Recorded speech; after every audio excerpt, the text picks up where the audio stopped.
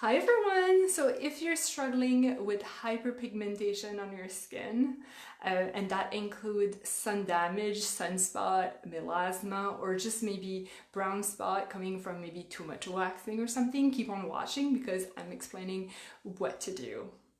So hi everyone, so maybe you don't know me, which I'd be surprised if you're watching this video. I'm the owner of Sparkle Lifestyle MediSpa, and I decided to talk about hyperpigmentation because that's a big concern. A lot of people are struggling with hyperpigmentation. So in my case, I have melasma on my forehead. Melasma is actually like something that's more either after pregnancy or more like an hormonal imbalance in my case. So usually you have it in the forehead, under the eyes, and in the mustache. That would be typical melasma. Then you can have brown spot. So as we age, and it's usually caused by the sun. So each time we go outside when we're not protected, it affects our melanocyte, and then as we age, the melanocyte starts secreting pigment, and then that pigment just doesn't go away the way it used to, and even it can kind of create DNA damage, so the pigment will stay there. So that's another type of hyperpigmentation. Then you can have PIH, so post-inflammatory hyperpigmentation. And in my case, I'm a darker skin type, so when I do have, let's say, a pimple, when my after the scar leave like a darker spot, and that's called post-inflammatory hyperpigmentation, causing by, could be just a pimple or maybe a lot of waxing. So people sometimes don't realize that when you do, each time you wax, it makes your skin, it kind of strips the epiderm, and it does make your skin more sensitive to the sun, to the DNA damage, and that will eventually leave like that darker area. We see it really typical on your upper lip. So that's why it's super important to wear your sunscreen if you're getting wax. And we see it too if you're coming to get laser and we're telling you not to go in the sun, but you keep on going. So that's called PIH also. So sun damage can be anywhere. It can be on your face, it can be on your neck, it can be on the décolleté, arms, hands, anywhere in your body that's really exposed to the sun. That's where we usually see hyperpigmentation. So what's the cause of it? Well, I kind of mentioned a little bit, but a lot of it have to do with the sun exposure. So sun is the biggest reason why we're aging. So that's why it's super important to protect yourself from the sun. So I'm going to explain to you a little bit how I guess sunspot works. So your melanocytes are just in between your derm and your epiderm, in that like epidermal junction right there. And then as soon as you see the sun, his job is to produce melanin to really protect your the UVA, UVBs against the sun, so you don't get cancer, you don't get burned. So that's his job, to kind of get that tan. But if you get too much of it without protection, you can create permanent damage, and that's where we start seeing like sunspot. So that pigmentation is usually stuck anywhere from your epidermal junction to your epiderm. So there's different ways of getting rid of it, okay? But I can tell you exactly how to get rid of it, and it's possible, and it's actually quite easy, but you need to understand that if you're not using sunscreen or sun protection, it will come back. Okay, so nothing is permanent when it comes to sunspot or hyperpigmentation removal. You really need to do your job. So the first step, I mean, there's two options. We can start with the skincare, but my go-to when it comes to like any pigmentation would be laser, okay? It's way more efficient. We can get rid of the problem way faster. It's way cheaper. But you still need to protect your skin from the sun after that, and you need some product to reverse the damage. So it's not one laser treatment, you're fixed forever. Even if I remove it with a laser, which is kind of easy, you still need to do your job. So how does that work with laser? Because that's kind of like the first step. would be to, there's different type of hyperpigmentation, right? So let's say that you have a lot of sun damage everywhere on your face, it's quite dark, you have some redness, you don't really know what's worse, red or pigment. That's where I think IPL are a good solution for you, because IPL are kind of like a jack of all trade, master of none, so they can kind of treat your entire face quite efficiently. But if you don't have any redness, that's where I like my Gentle Max Pro. That's more targeted to pigment. It's way more comfortable, and there's less risk side effect. It's kind of just targeting the pigment. It will actually cook the pigment. The pigment will get darker and flake off. So that's why I like that technology. So when it comes to maybe a single spot or maybe melasma, that's where you should not be using a laser, because laser can actually trigger your melasma and make it worse. So if you have a darker skin type, my skin and darker, so anything lower, you're kind of fine, but everything my skin plus darker, that's why I think a pico away laser is your kind of only solution, because if you have my skin and darker, my, you know, skin type 4, 5, and 6, you really high risk of hyperpigmentation. So laser can actually make the treatment worse. Pico away is not using heat, so that's why there's no risk of PIH and burn and all that. That's why I recommend those treatments. Then you need to still use the skincare, and I'm gonna talk about that. So the first thing, now that we kind of get rid of the pigment, or maybe it's right now and you can't have access to laser right now, you want to start doing this at home, the first step would be to have a good vitamin C.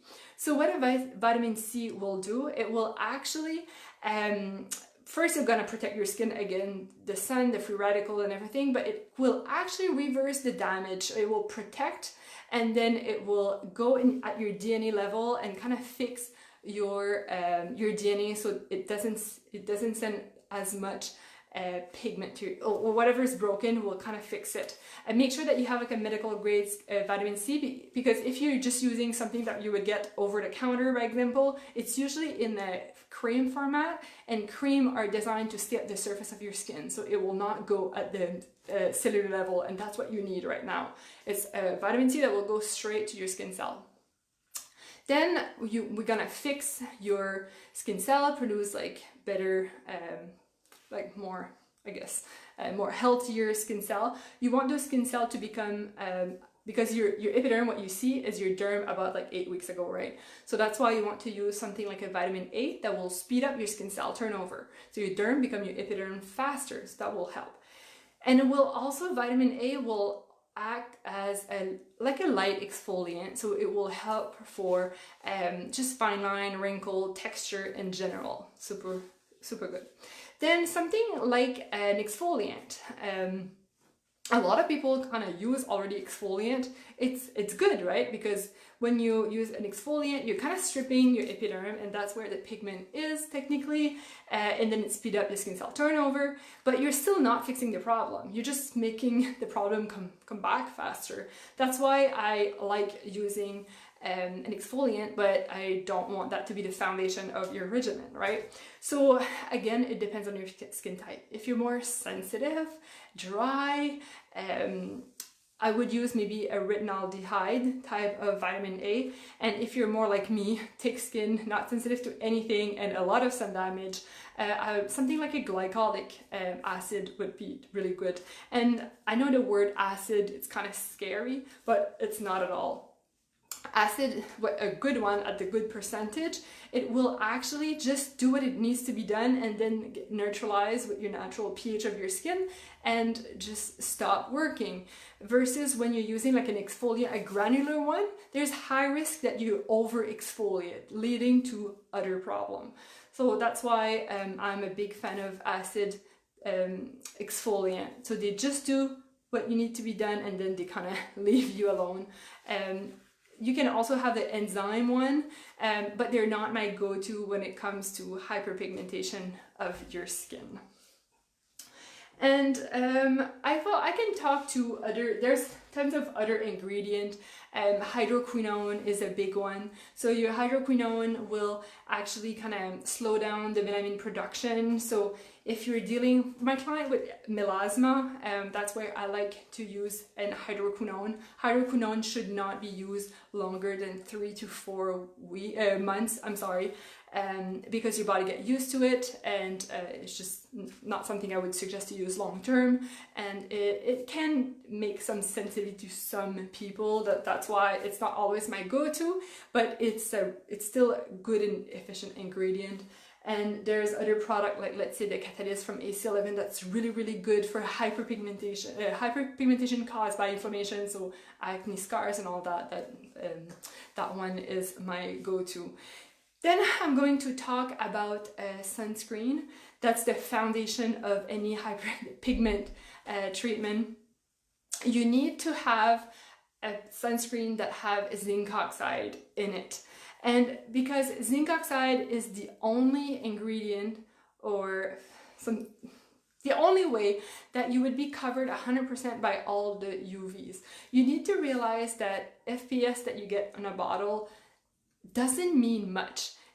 The Health Canada said that if you're using that specific product for 2 hours, you're not going to burn. That's what it actually means. It doesn't mean much, right? So it's good, you're not going to burn, but it doesn't prevent hyperpigmentation, doesn't prevent like wrinkle, fine line. So that's why when you go in the sun, you want that physical block, okay? Because oxybenzone or any of those ingredients you would get, they're called more like a chemical sunscreen. So you apply it on your face, and those chemicals will absorb the UVs. So you still have some absorption of rays in your skin, okay? So it's not a complete block. So if you're looking for maximum results, you don't want sun damage, you don't want fine line, brown spot, wrinkle, any people that are maybe have skin cancer or something, for 100% coverage, you need to have that zinc oxide at 8%. And we do have it, and it's something that you can get at the drugstore or here, but why would you invest in a good zinc oxide? It's the way the zinc oxide got milled. So you can have it like the round pebble that all get together, and it's good because it's a full coverage, but it doesn't let your skin breathe, okay? So for my acne prone skin, not a good solution if you're really oily, or even sometimes it will leave you like a really white film on your skin. When you're applying your makeup on, it kind of moves around. That's why I'm not a big fan. I prefer my good zinc oxide sunscreen that's milled really finely and more like on flat rocks, so they're all kind of on top of each other, and then your skin can keep breathing versus the like pebble. So that's why I like a good quality zinc oxide, and the good one will actually act as a primer, so be a nice protection between your between your skin and your makeup, so less breakout, just way better in your skin in general, and easier to remove your makeup when you're done. So I think that's kind of what I had to say for hyperpigmentation. I'm sure I forgot some stuff. If you have any question, please comment below. Those are really general guidelines. I mean, I need to see you, my medical esthetician needs to see you in person to give you exact recommendations. So that's why we're offering free virtual consultation if you're curious. I will try to put a guide below this video so you can download everything what I just talked about. And yeah, so reach out if you have any question, and see you soon. Bye bye.